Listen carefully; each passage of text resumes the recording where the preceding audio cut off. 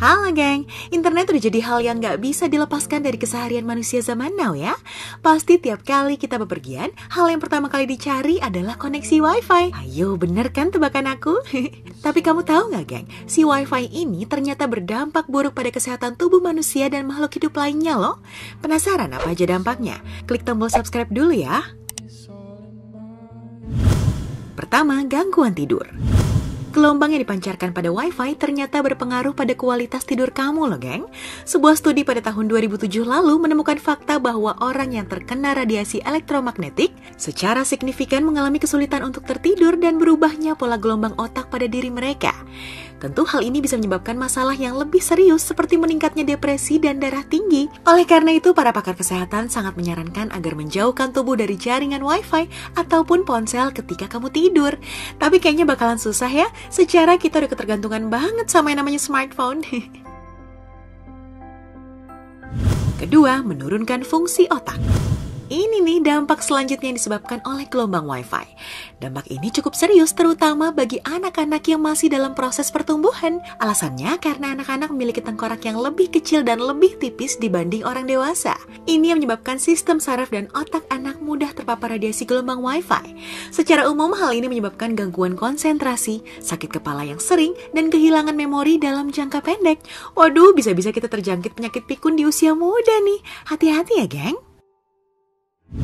Ketiga, mempengaruhi pertumbuhan sel. Dalam setiap makhluk hidup, tentu terdapat sel-sel yang sangat berperan dalam keberlanjutan makhluk hidup tersebut. Termasuk dalam tubuh manusia, geng. Banyak sekali sel-sel yang ada dalam tubuh kamu dan memiliki peran yang berbeda-beda. Masih berhubungan dengan sel, para peneliti dari Denmark menemukan fakta mengejutkan lain nih, geng, tentang pengaruh nirkabel Wi-Fi router pada sel tanaman yang berada di dekatnya.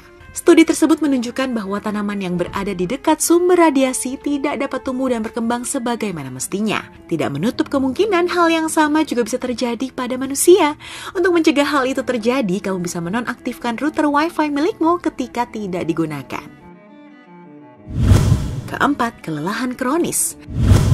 Kondisi ini bisa dikategorikan sebagai sebuah sindrom loh geng, di mana penderitanya selalu merasa lelah sepanjang waktu. Kondisi ini biasanya ditandai dengan nyeri otot dan sulit berkonsentrasi yang berlangsung selama berbulan-bulan. Kelelahan kronis bisa disebabkan oleh paparan gelombang elektromagnetik dari Wi-Fi ini geng. Mungkin masih berhubungan dengan terhambatnya pertumbuhan sel tadi ya. Sel metabolisme tubuh kita melambat dan kurang aktif dalam regenerasi imun. Jangan dianggap remeh, karena gejala ini bisa sangat mengganggu keseharian kamu loh geng. Ketika mengidap sindrom ini, kamu akan merasa kebingungan, sulit untuk berkonsentrasi, masalah penglihatan, nyeri otot sendi, bahkan tulang. Kelima, meningkatkan risiko kanker dan serangan jantung. Seperti yang telah kita ketahui, meskipun cukup rendah, akan tetapi jaringan nirkabel menghasilkan gelombang elektromagnetik yang juga berbahaya bagi kesehatan. Hal ini pun serupa dengan ponsel yang menghasilkan gelombang yang sama, di mana akibat radiasi dari gelombang tersebut dapat meningkatkan risiko seseorang untuk terjangkit penyakit berbahaya seperti kanker atau tumor. Selain itu, dalam sebuah penelitian yang melibatkan setidaknya 69 subjek, telah melaporkan bahwa banyak dari mereka yang terkena paparan radiasi elektromagnetik mengalami respon fisik nyata, yaitu dengan meningkatnya denyut jantung. Yap, terpapar dalam waktu yang cukup lama tentunya bisa meningkatkan risiko serangan jantung juga, geng.